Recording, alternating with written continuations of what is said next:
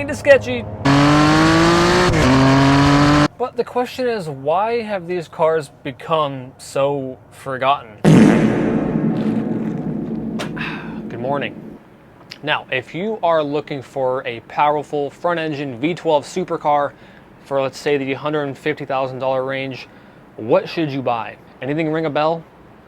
Aston Martin DBS maybe? Ferrari FF? Mercedes SLS? Or what about the Ferrari 599?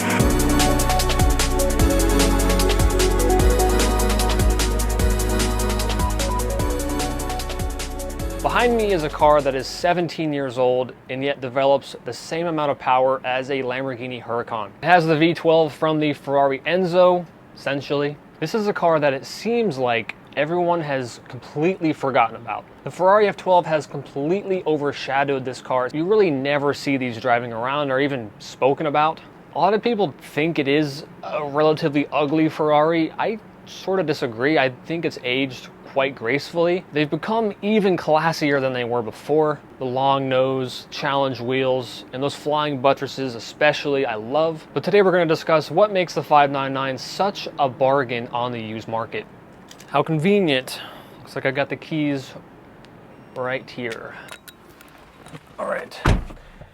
Stepping in the 599. It is a very luxurious place to be. Everything is leather.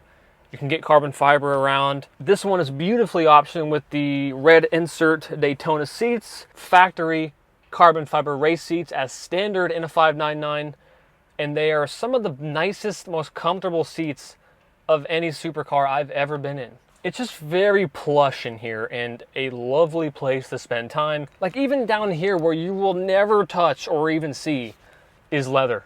Of course it is a bit dated now. I mean, tech-wise, I mean, this is pretty terrible, but who cares? You're buying this car for what's up there. The amount of space in here is absurd. This has to be the most spacious Ferrari I've ever been in.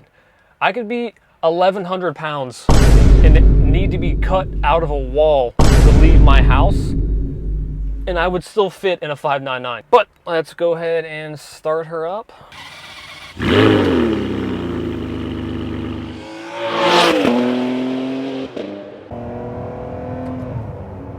Starting off in sport mode, which is your default setting, and I actually already see a white 488 in front of me. Yes. It's like we're mating. But honestly, I don't really care about sport too much. I want to go into race, which opens up the exhaust valves a little bit. Gear changes will be a bit more aggressive, a bit quicker. Steering is tightened up a little bit. So we're working with a 6-liter Ferrari Enzo derived V12, as I said. A few things are different, obviously. It's not exactly the same engine, but 612 horsepower, 0 to 60 in 3.5 seconds. The top speed is 205 miles an hour. Revs to 8,500 RPM.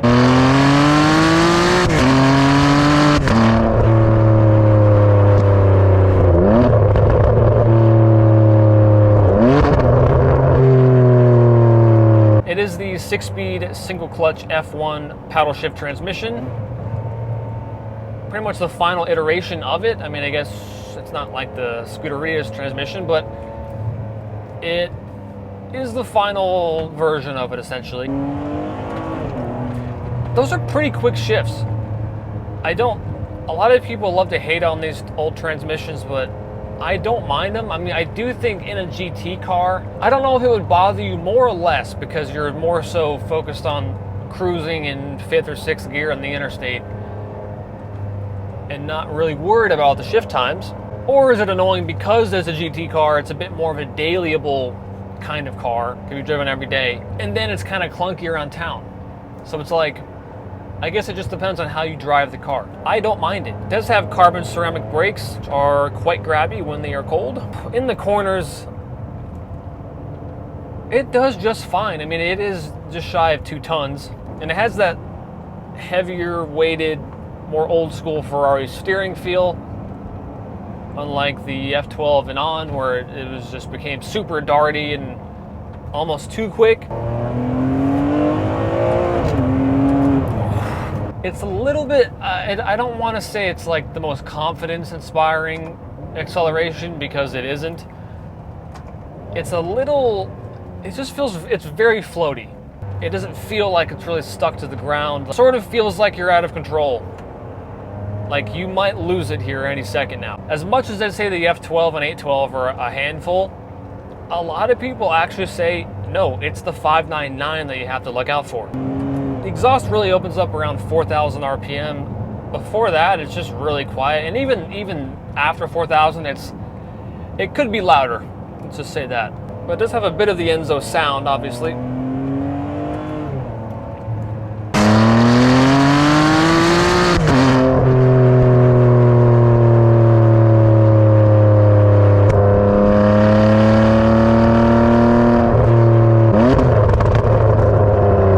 Taking this bend at about 60.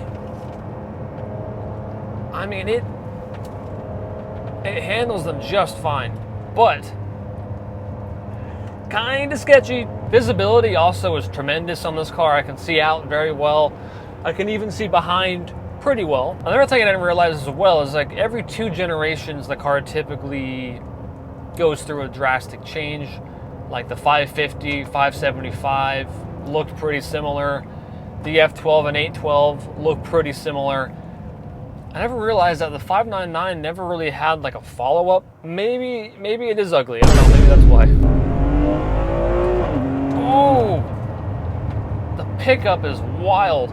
But the question is, why have these cars become so forgotten and just like lost in the past? Because whenever I tell people, oh, 599, they go, oh yeah, love that car.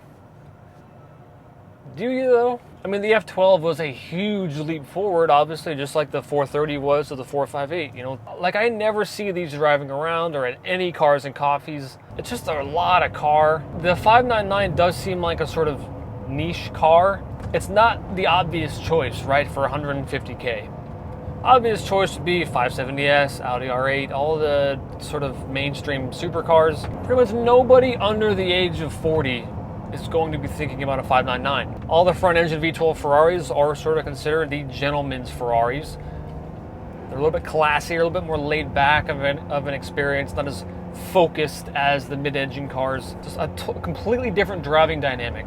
Nobody is thinking, oh, I should get a 599, but why? You're getting this car because you really want one, and you've wanted one for a while. It's not, oh, it's something cool and fast. You know, like a 570S or even a Huracan can be owned by somebody who doesn't necessarily love cars, they just like the sort of flex factor of it. Nobody's buying a 599 to flex. Like, you're in it because you love the 599 and you maybe grew up with it, or you just love the elegant styling. That's not just the immediate, oh yeah, I've got enough money now, let's go buy a 599. But you should. Okay, you can turn traction control off. I will not be doing that today. I would like to stay on this planet.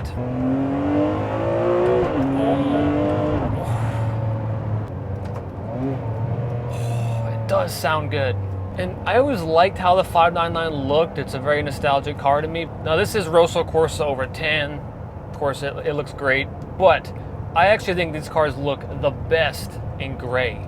Specifically Grigio Silverstone, such a gentleman's spec. Grigio Silverstone over tan. That is the one to have. And I feel like there aren't that many known issues with these cars mechanically. I mean, there's the obvious sticky button issue, which is on every old Ferrari.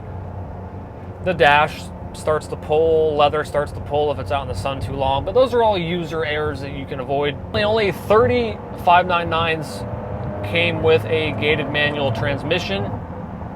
Only 20 of those came to the States. Those cars are worth upwards of $1 million, but around town it does feel quite big. The F12 definitely feels like it's shrunk in size when you're driving it, but I drove this car in traffic last night and it was honestly totally fine. I also feel like this car doesn't really draw the amount of attention that other Ferraris would have. I mean, I feel like people are looking at it, but they're not.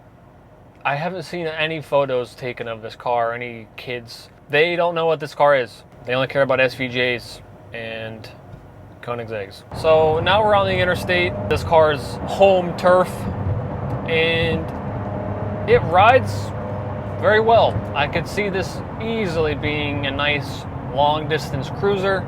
relatively quiet in here. I mean, this road is kind of loud, but I feel like I could absolutely drive this every day. Let's test the bumps. I mean, we are in race mode, but that's not, it wasn't that bad. I do feel like these cars are starting to hold their value a bit better. It does seem like they might be creeping up a bit. This one we have listed for a 179,995. This one is a lower mileage example, only 12,000 miles. Red tan cars tend to have a bit of a premium. It shares its engine with one of the most iconic Ferraris of all time.